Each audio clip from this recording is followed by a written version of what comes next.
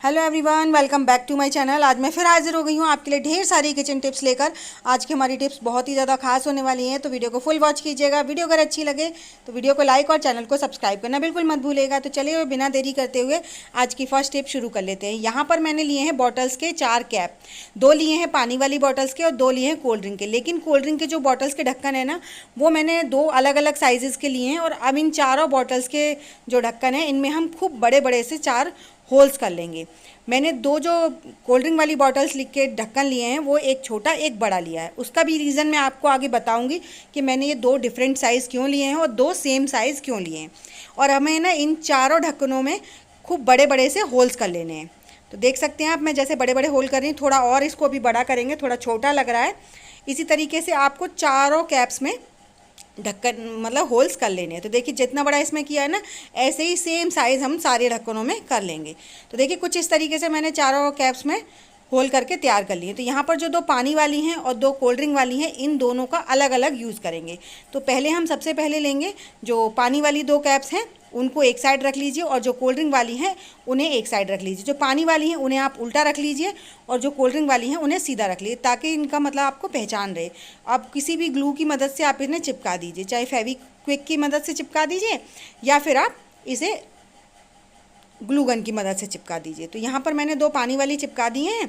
अब उसके बाद जो कोल्ड ड्रिंक वाली ढक्कन लिए थे हमने, उनको भी चिपका देंगे। तो एक इसमें बड़ा है और एक छोटा है, लेकिन जो होल का साइज़ है वो सेम है। तो देखिए ये हमारा एक बढ़िया से ऑर्गेनाइज़र बनकर तैयार हो गए हैं, जो कि हमारे बहुत डेली लाइफ में काम आने वाले हैं। अब इनका हम यूज़ कहाँ पर करेंगे और किस लिए करेंगे, क्यों हमने इनको 2 बनाया है और क्यों हमने इसको बॉटल्स के कैप में चिपकाया। तो यहाँ पर मैंने बॉटल का ऊपर वाला पार्ट लिया, और जो पार्ट लिया है वो ध्यान रखिएगा बड़ी वाली बॉटल का लिया है। इसीलिए मैंने दोनों जो ऑर्गेनाइज़र बनाए, इनमें एक एक ढक्कन जो है वो बड़ा रखा है।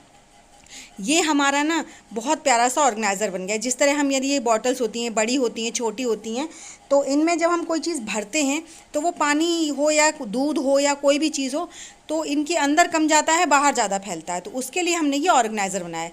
ये कैप आप इसके अंदर लगा दीजिए। अब उसके बाद जब आप पानी भरेंगे या दूध भरेंगे, कोई भी छाछ भरेंगे, कोई भी चीज़ भरेंगे ना, तो वो चीज़ फैलेगी बिल्कुल भी नहीं। और ये छोटा मोटा सा आपका कीप बनकर तैयार हो गया है। अब इस कीप को आप हर चीज़ में इस्तेमाल कर सकते हैं, हर जगह पे लगा सकते हैं। कोई भी बॉटल हो, किसी भी साइज़ की हो। इसीलिए मैंने 2 बनवाए हैं आपसे, कि मतलब जो छोटा वाला साइज़ का बॉटल होता है, उसके अंदर अगर हमें कोई चीज़ भरनी है तो फूल का साइज़ आपको बड़ा रखना है, जिसमें कि हम बड़ी वाले ढक्कन को लगा सकें। और नीचे वाला जो भी आपका पार्ट है, बॉटल छोटी है तो छोटा वाला पार्ट उसमें जोड़ लीजिए, अगर आपकी बॉटल बड़ी है तो बड़ा वाला पार्ट जोड़ लीजिए। तो इस तरह से ये हमारे किचन में काम आने वाला बहुत ही काम का छोटा सा ऑर्गेनाइज़र है। आई होप आपको पसंद आया होगा। चलिए बढ़ते हैं नेक्स्ट आइडिया की तरफ। नेक्स्ट आइडिया के लिए मैंने यहाँ पर लिया है कोम्ब, 2 अलग अलग साइज़ के, एक बड़ा एक छोटा। आप चाहें तो आप छोटे का बना सकते हैं और या फिर बड़े का, लेकिन मैं यहाँ पर बड़े का बनाने वाली हूँ। छोटे से क्या होगा कि आप सिर्फ एक ही जगह पर इस्तेमाल कर पाएंगे। बड़ा अगर आप बना लेंगे ना बड़े कोम्ब में, तो आप इसे बड़े छोटे सब में इस्तेमाल कर पाएंगे। तो आपको क्या करना है, एक खांचा छोड़कर और दूसरे जो तीसरे खांचे होते हैं उसमें आपको ब्लेड को फंसा लेना है। और ब्लेड को चिपकाने के लिए आप ग्लू का इस्तेमाल कीजिए। तो देखिए मैंने यहाँ पर आपको बताया कुछ इस तरीके से आपको यहाँ पर इस ब्लेड को चिपका देना है। ब्लेड को चिपकाने के लिए मैंने यहाँ पर ग्लू का इस्तेमाल किया है, जिससे कि ये बहुत अच्छे से चिपक जाता है। तो इसके ऊपर आप ब्लेड को रख देंगे ना, तो बहुत अच्छे से ये परमानेंट चिपक जाएगा। इसके लिए आप अपना कोई भी बेकार कोम्ब भी ले सकते हैं, जो भी आपके पास एक्स्ट्रा कोम्ब हो, बेकार पड़ा हो, जिसके दांते वगैरह ख़राब हो गए हैं, उसका भी आप इसमें इस्तेमाल कर सकते हैं। ज़रूरी नहीं है आप इसका नए कोम्ब का ही इस्तेमाल करें। अच्छा, ये भी नहीं है कि आपने इसमें इस ब्लेड को चिपका लिया तो अब आपका ये कंघा ख़राब हो गया। अगर आपका इसका इस्तेमाल ख़त्म हो गया तो आप इसको छुड़ा भी सकते हैं। ग्लू गन की मदद से चिपका लिया है तो आप इसको हल्का सा गर्म पानी में डालिए, 2 मिनट में ये छूट जाएगा, और जिससे आप अपना आगे कोम्ब का इस्तेमाल कर सकते हैं। तो यहाँ पर देखिए ये हमने ब्लेड को खूब अच्छे से चिपका लिया। चलिए अब इसका इस्तेमाल करेंगे हम अपना। जैसे हमारी ये चौड़ी वाली सेलो टेप होती है, जब भी हमें इसकी ज़रूरत होती है ना, तो जब हम इसे कैंची से काटते हैं तो आप देखते हैं बहुत मुश्किल से कटती है, चिपक जाती है और कभी कभी तो वेस्ट ही हो जाती है। तो उसी के लिए मैंने यहाँ पर ये ऑर्गेनाइज़र बनाया है। अब मैं आपको इससे कोम्ब का जो हमने ऑर्गेनाइज़र बनाया है, इससे मैं कट करके दिखाती हूँ आपको। टेप बिल्कुल एक ऐसे कट जाती है जैसे हम किसी मशीन में किसी चीज़ को काटते हैं। तो देखिए जो सेलो टेप काटने वाली मशीन होती है ना, बिल्कुल ऐसे आपकी इक्वल साइज़ की, एकदम परफेक्ट साइज़ की टेप कट कर निकलती है। और ऐसा भी नहीं है कि वो बिल्कुल चिपक जाती है, जिससे कि आपको नेक्स्ट टाइम ढूंढने में प्रॉब्लम हो। आपको बस कॉम्ब उस पर रखना है और टेप को पीछे की तरफ प्रेस कर देना है। इसी तरीके से आप इसको जितनी भी आपको चिपकानी है, जितनी बार भी आपको लेना है, आप इस सेलो टेप को ईजिली कट कर सकते हैं। आपको कोई परेशानी का सामना नहीं करना पड़ेगा, ना ही आपकी टेप वेस्ट होगी, ना ही टाइम वेस्ट होगा। अच्छा, ये तो हो गया बड़ी टेप को कट करने का तरीका। अब जब आप इससे इस्तेमाल कर लें तो थोड़ा सा इसे निकाल कर इसे फोल्ड कर दीजिए ताकि नेक्स्ट टाइम ढूंढने में प्रॉब्लम ना हो। अब हम इसी से छोटी टेप आपको कट करके दिखाएंगे, बहुत ईजिली ये भी क्लीन कट हो जाती है। तो देखिए, आपने बस सेम प्रोसेस करना है। आपको ब्लेड को इस तरीके से रखना है और पीछे की तरफ अपनी टेप को प्रेस कर देना है, बिल्कुल जैसे हमारी टेप वाली मशीन होती है जिससे टेप कट के आती है एकदम परफेक्ट तरीके से।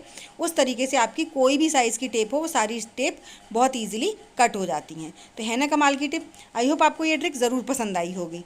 तो इसी तरह से आपकी कोई भी वैरायटी की टेप हो, ट्रांसपेरेंट हो, वाइट हो, ब्लैक हो, या फिर चौड़ी वाली हो, पतली वाली हो। इसीलिए मैंने आपसे पहले बोला था कि अगर आप पतले वाले छोटे वाले कॉम्ब में बनाएंगे ना तो चौड़ी वाली टेप नहीं कट पाएगी, छोटी छोटी तो कट जाएंगी।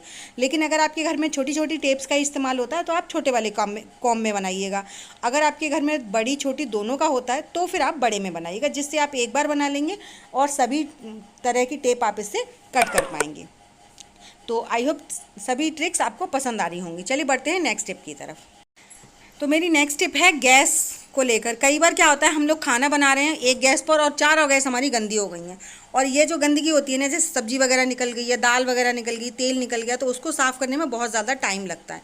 लेकिन मैं आपको एक इंस्टेंट आज इतना बढ़िया क्लीनिंग बनाकर दे रही हूँ, क्लीनिंग सॉल्यूशन, जिससे कि आप डालेंगे और तुरंत आपकी गैस बिल्कुल साफ़ हो जाएगी। तो यहाँ पर मैंने ली है एक छोटी बॉटल और उसमें मैं डालूंगी शैम्पू का एक पाउच। यहाँ पर हमें 3-4 चीज़ें डालनी हैं जिससे हम ये लिक्विड सॉल्यूशन बनाकर तैयार करेंगे। इससे आप अपनी सिर्फ गैस ही नहीं साफ़ कर सकते हैं, अपनी टेबल साफ़ कर सकते हैं, जो विंडो के मिरर्स होते हैं उन्हें साफ़ कर सकते हैं, या फिर अपनी जो कबर्ड वगैरह होती हैं लकड़ी की, उन पर चिकनाई वगैरह जम जाती है किचन में, तो उनको भी आप साफ़ कर सकते हैं।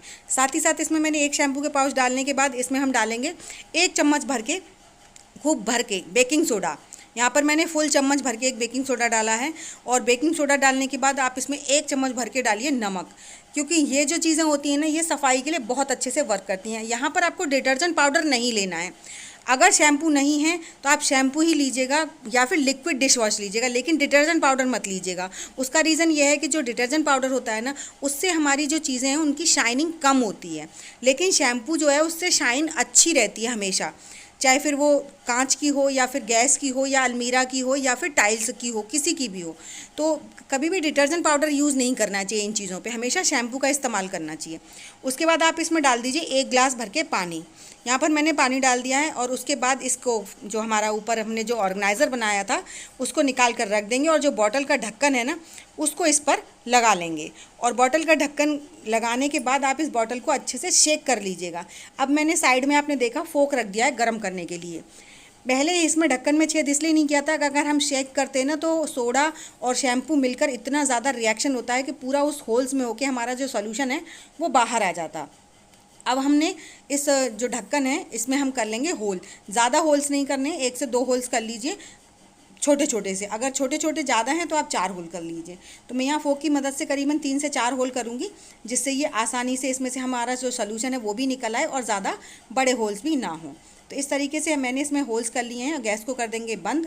अब जो हमारा ये सॉल्यूशन है इसको मैं आपको डाल कर दिखाऊंगी। जैसे ही आप डालेंगे ना, तुरंत ये जो सूखी हुई गंदगी है चुटकियों में साफ़ हो जाएगी। आपको ना रगड़ना पड़ेगा, ना कोई मेहनत करनी पड़ेगी। तो इस तरीके से आप इस सॉल्यूशन को ज़रूर बना कर रखिए अपने घर में। तो देखिए मैं यहाँ पर पूरे उस पर डाल रही हूँ, और इस पर आप बर्नल्स पे भी जाने दीजिए, कोई प्रॉब्लम नहीं है। इससे आपके बर्नल्स भी साफ़ सुथरे रहेंगे हमेशा। पहले आप डाल दीजिए और फिर उसके बाद बर्नल्स को निकाल कर थोड़ी देर के लिए पानी में डिप करके छोड़ दीजिए, और नॉर्मली आप कपड़े से पोंछकर बाद में लगा देंगे ना, तब भी आपके बर्नल्स के ऊपर कोई चिकनाई वगैरह नहीं जमेगी। तो ये छोटी छोटी सी ट्रिक्स सभी बहुत काम की होती हैं। आई होप आपको सभी ट्रिक्स पसंद आ रही होंगी। पसंद आ रही हो तो लाइक शेयर सब्सक्राइब ज़रूर कीजिएगा। तो देखिए जैसे मैंने तुरंत डाला है, मैं आपको रब करके दिखा रही हूँ। देखिए जो सूखी हुई गंदगी थी वो बहुत ईजिली हमारी क्लीन हो रही है। अगर आप इसके ऊपर वैसे नॉर्मली पानी डालते ना तो आपकी गंदगी इतनी जल्दी साफ़ नहीं होती। आपको 5 मिनट 10 मिनट के लिए छोड़ना पड़ता, फिर भी उसके बाद भी ये साफ़ नहीं होती तो आपको रगड़ना पड़ता। तो ये सब आपको कुछ नहीं करना पड़ेगा।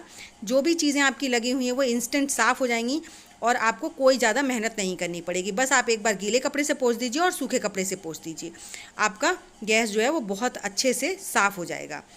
तो देख सकते हैं आप यहाँ पर मैंने अब इसको रगड़ना शुरू कर दिया और बहुत ईजिली हमारी सारी गैस जो है ऑलमोस्ट क्लीन हो चुकी है। तो बस मैं अब इसे गीले सूखे कपड़े से साफ़ कर दूंगी और आप देखिए इस पर कितनी अच्छे से शाइन आ गई है। इससे इसकी जो लाइफ है ना वो काफ़ी लंबी रहती है और हमारी चीज़ें साफ़ सुथरी, हमें वैसे भी आदत होती है, हम लोग दिन में 2 से 3 बार गैस को साफ़ करते हैं, लेकिन अगर इस ट्रिक से साफ़ करेंगे तो इंस्टेंट बहुत जल्दी क्लीन हो जाती है और आपको ज़्यादा मेहनत भी नहीं करनी पड़ती है। तो इस टिप से ना आप ज़्यादा नहीं तो हफ्ते में कम से कम 2 बार ज़रूर करिए। सोल्यूशन को बना कर रख लीजिए। ये सोल्यूशन बिल्कुल ख़राब नहीं होता है, कुछ भी नहीं होता है। तो आई होप ये ट्रिक आपको ज़रूर पसंद आई होगी। चलिए बढ़ते हैं नेक्स्ट टिप की तरफ। नेक्स्ट टिप के लिए आपने देखा होगा मैंने यहाँ पर एक ग्रॉसरी बैग लिया है और उसको मैंने कट कर लिया है कुछ राउंड शेप में और बीच में एक छोटा सा होल कर लिया है। इसका हम इस्तेमाल कहाँ पर, कैसे, किस लिए करेंगे, चलिए वो भी आपको बता देती हूँ। तो यहाँ पर हमने इसमें बहुत छोटा सा होल किया। होल को ध्यान रखना है आपको, ज़्यादा बड़ा नहीं करना है। तो जैसे हमारा इस तरह जो चॉपर होता है ना, उसमें आपने देखा होगा मैक्सिमम टाइम ये प्रॉब्लम आती है कि उसका ऊपर का पार्ट ख़राब हो जाता है। तो वहाँ पर आप इस ग्रॉसरी बैग को लगाकर उसके बाद आप अपनी कोई भी चीज़ चॉप करेंगे तो आपको ना ये ढक्कन धोना नहीं पड़ेगा। और इसीलिए मैंने आपको ये ग्रॉसरी बैग जो बड़ा रखा है, क्योंकि अगर छोटा होता है ना तो उसके बावजूद थोड़ी बहुत गंदगी इसमें लग जाती है। अच्छा, प्याज काटने में तब भी नहीं लगती है, लेकिन जब हम प्याज वगैरह काट लेते हैं तो एक बार को आप सोचेंगे कि थोड़ी बहुत कम गंदगी लगेगी, लेकिन अगर टमाटर और हरी मिर्च काटते हैं ना तो ये पूरा गीला हो जाता है, तो फिर आपको धोना ही पड़ता है। तो इसीलिए यहाँ पर आप ग्रॉसरी बैग का इस्तेमाल कीजिए, या फिर कोई जो सॉफ्ट वाली फोम आती है वो ले लीजिए, या फिर आप कॉटन का कपड़ा ले लीजिए। लेकिन पॉलीथीन वगैरह या फिर ऐसी कोई चीज़ नहीं लेनी है जो कि खिसकती है। खिसकने से ना क्या होता है कि ये बहुत जल्दी ख़राब हो जाती है और अंदर हमारे इसके अंदर पानी थोड़ा बहुत चला ही जाता है। और ग्रॉसरी बैग का क्या है कि आप इस्तेमाल कीजिए और उसके बाद आप इसको फिर से धो दीजिए। तो देखिए मैं आपको लगाकर टमाटर हरी मिर्च को पीस कर काट कर दिखाती हूँ, बहुत इजीली क्लीन हो जाता है। तो आप जब भी इसमें ग्रॉसरी बैग या किसी चीज़ का इस्तेमाल कर रहे हैं वो थोड़ा बड़े साइज़ में ही रखिए, जिससे कि इसको साफ़ करना आसान हो, खोलना आसान हो और इसको इस्तेमाल करना आसान हो। तो देखिए टमाटर और हरी मिर्च जब हमने कट किए हैं तो पूरा इसी के अंदर आ गया। अगर हमने ग्रॉसरी बैग नहीं लगाया होता ना तो हमारा पूरा चॉपर के ढक्कन पर चिपक जाता, जिसकी वजह से हमें चॉपर का ढक्कन धोना पड़ता। और धोने से क्या होता है कि ये बहुत जल्दी ख़राब होता है। और जो साइज़ है ना होल का वो बहुत छोटा रखना है, एकदम छोटा, जो बिल्कुल उसी में सेट हो जाए। तो इस चीज़ का आपको बहुत ज़्यादा विशेष तौर पर ध्यान रखना है। तो देखिए हमारा चॉपर का ढक्कन बिल्कुल साफ़ सुथरा है, इसे आप उठा कर रख दीजिए और चॉपर की बाकी चीज़ें आप इस्तेमाल कीजिए और धो लीजिए और सुखा लीजिए। इनका कुछ भी नहीं बिगड़ता है, लेकिन मेन पार्ट होता है इसका ढक्कन। तो एक छोटी सी टिप है, आई होप आपको ज़रूर पसंद आई होगी। चलिए बढ़ते हैं नेक्स्ट टिप। नेक्स्ट टिप है मेरी कुकर की रबड़ को लेकर। कई बार ना हमारी कुकर की रबड़ बहुत ज़्यादा ख़राब हो जाती है, मतलब पूरा ही ढक्कन ऐसे डाला मटोल हो जाता है कि बिल्कुल ख़राब होने की कगार पे रहता है। और खाना भी बनाना है, मार्केट भी जा नहीं सकते, टाइम नहीं है, तो क्या करें जिससे कि हमारी रबड़ भी सही हो जाए और हमारा प्रेशर भी अच्छे से आ जाए। साथ ही साथ इसका तो बाल भी ख़राब है, देख सकते हैं पूरा बाल जो है वो बाहर की तरफ निकला हुआ है, इसमें प्रेशर बनता ही नहीं है। लेकिन मैं आपको बहुत सिंपल सी ट्रिक्स बता रही हूँ जिससे आपका बाल भी अच्छे से काम करेगा, जो रबड़ ख़राब हो गई है, ढीली हो गई है, वो भी बहुत अच्छे से काम करेगी। उसके लिए सिंपल सी ट्रिक्स हैं। तो जैसे हमारे ये बाल वाला एरिया देखिए कितना लूज़ हो गया, पूरा राउंड राउंड घूम रहा है। तो यहाँ पर हम क्या करेंगे, पहले तो हम क्या करेंगे, जहाँ रबड़ लगी हुई है ना उस वाले पार्ट में रबड़ को निकाल कर पूरे में अच्छे से घी लगा लेंगे। घी लगाने का रीज़न भी बताऊंगी, घी भी लगा सकते हैं या फिर आप जो भी कुकिंग ऑयल इस्तेमाल करते हैं वो भी लगा सकते हैं। उसके बाद अपनी रबड़ को लगा दीजिए और थोड़ा सा घी आप किसकी जो सीटी वाला पार्ट होता है वहाँ पर लगा दीजिए और थोड़ा सा घी इसके उल्टी वाली साइड में ढक्कन पर लगा दीजिए। इससे क्या होगा, आपके जब प्रेशर बनेगा ना तो कोई भी चीज़ जो निकलने वाली है वो तो निकलेगी नहीं। ये तो हो गया रबड़ का प्रोटेक्शन। लेकिन अब जो बाल यहाँ से लीक हो रहा है उसका क्या करें, तो उसके लिए आप ले लीजिए गुथा हुआ आटा और इस गुथे हुए आटे को आप इस पर चिपका दीजिए। चिपकाने का खूब अच्छे से दबा दबा कर और थोड़ा सा उंगली की मदद से और थंब की मदद से बाहर की तरफ प्रेस कर दीजिए आटे को, जिससे ये बहुत अच्छे से चिपक जाता है। एक दिन चिपका लेंगे ना तो 8 दिन तक आपको दोबारा नहीं देखना पड़ेगा, यहाँ से लीक नहीं होता फिर बिल्कुल भी इसी टिप से। लेकिन चिपकाने का प्रोसेस यही है कि आपको थंब की मदद से और उंगली की मदद से ना काफ़ी अच्छे से प्रेशर देते हुए आपको इसको बहुत अच्छे से चिपका देना है। इस तरीके से जब आप इसमें प्रेशर लगवाएंगे ना तो प्रेशर भी बहुत अच्छे तरीके से आएगा और आपकी जो चीज़ें इसके अंदर पक रही हैं वो भी बाहर नहीं निकलेंगी। तो देख लीजिए यहाँ पर दाल बनाई थी और बिल्कुल भी बाहर नहीं निकली है। तो आई होप छोटी सी टिप है आपको ज़रूर पसंद आई होगी। पसंद आई हो तो लाइक शेयर सब्सक्राइब ज़रूर कीजिएगा। साथ ही साथ मुझे कमेंट कर ज़रूर बताइएगा कि आपको मेरी सबसे ज़्यादा कौन सी टिप पसंद आई है। साथ ही साथ ये भी बताइएगा कि आप मेरी वीडियो किस गाँव या किस शहर से देख रहे हैं, ताकि मैं आपको थैंक्स कर सकूँ। तो चलिए ऐसी अमेजिंग टिप्स और ट्रिक्स के साथ मैं मिलूँगी आपको अपनी नेक्स्ट वीडियो में। Bye bye.